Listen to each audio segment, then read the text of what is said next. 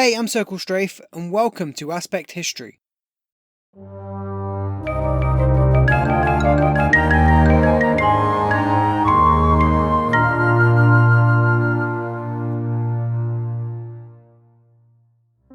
In today's video, we're going to be discussing perhaps the most important historical artifact from medieval Europe.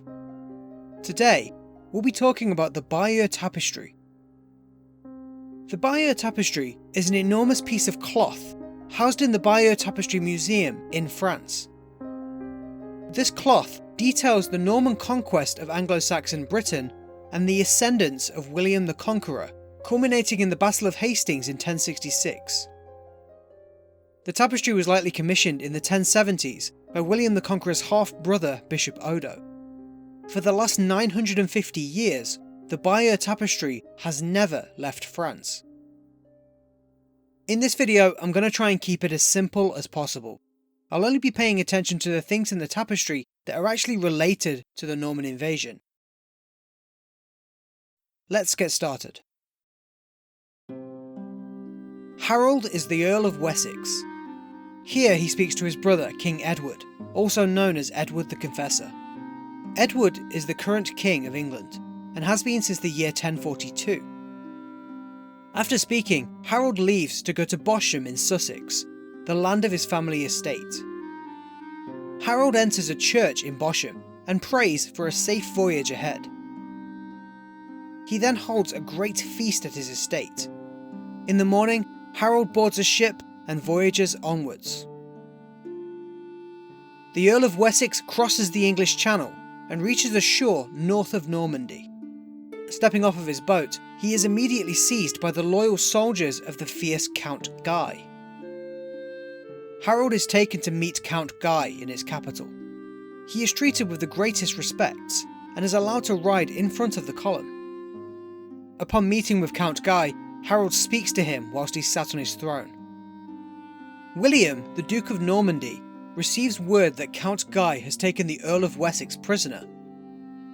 Guy is ordered by William to take Harold to meet him.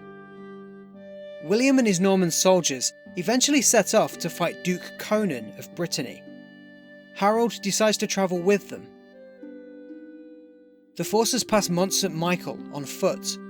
They wade through the water with their shields held in the air to keep them dry. Some of the men get trapped in quicksand, and Harold arrives to assist them. The Normans attack, and Duke Conan manages to escape by climbing a rope that leads out of his castle. William's men give chase after him. When the Normans finally reach Conan, they do battle with Conan's remaining forces.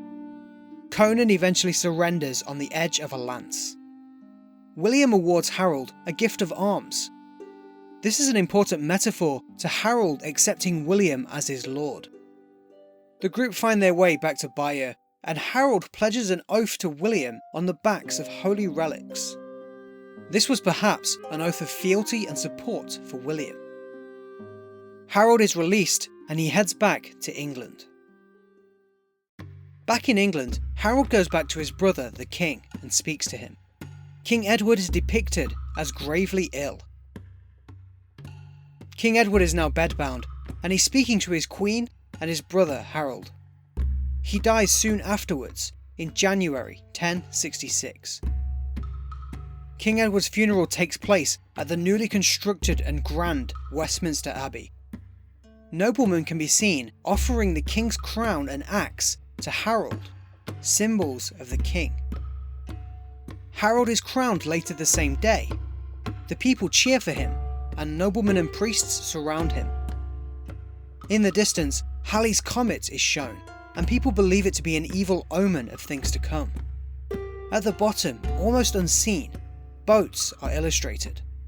These are the ominous foreshadowing pictures of the Norman invasion to come. Word reaches William that Harold has become King of England, and the Duke of Normandy is enraged.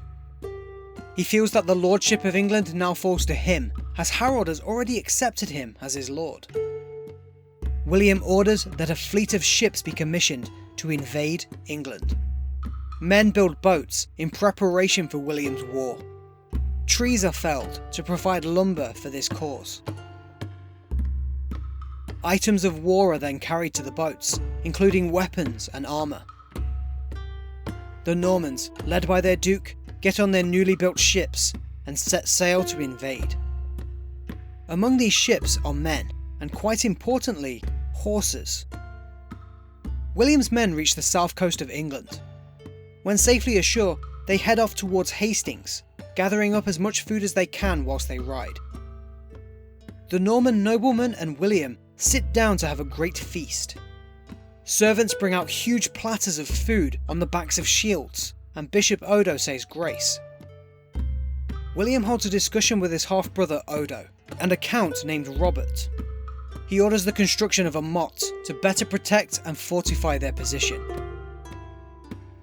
News suddenly arrives to William that Harold is on the march with his armies. The Normans don their armour and ride off to meet Harold's forces. The Anglo-Saxons fight on foot, putting up a wall of shields to defend themselves from the mounted Normans. However, William's forces attack from two sides, and their elevated position gives them a distinct advantage. Harold's brothers both die fighting the Norman invaders. Bishop Odo can be seen amongst the battling, wielding a club. Around him are strewn the dead bodies of men and horses. Bishops were not permitted to draw blood whilst fighting, so were only allowed to carry clubs into battle. William suddenly falls from his horse, and he lifts his helmet to show his supporters that he is still alive. Count Eustace raises a banner which may have been given to him by the Pope, signifying the Vatican's approval of this invasion.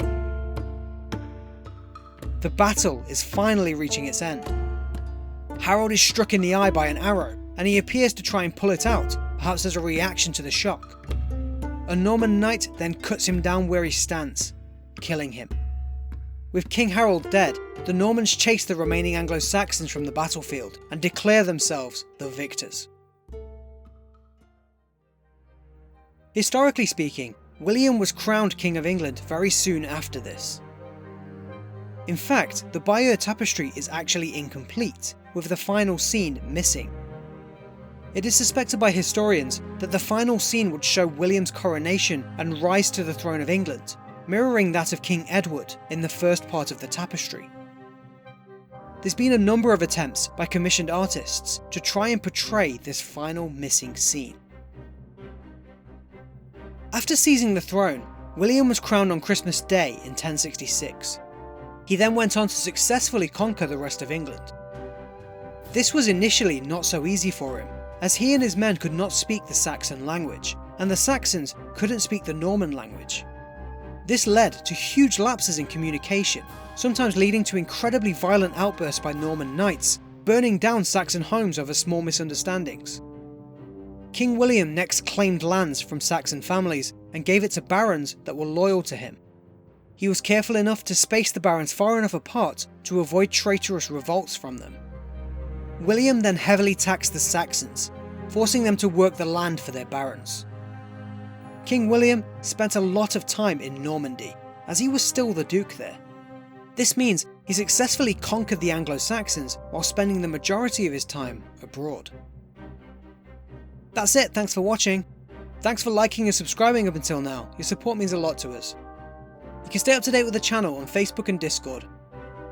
If you're new to this channel, why not check out some of our other videos linked right here, and we'll see you in the next video.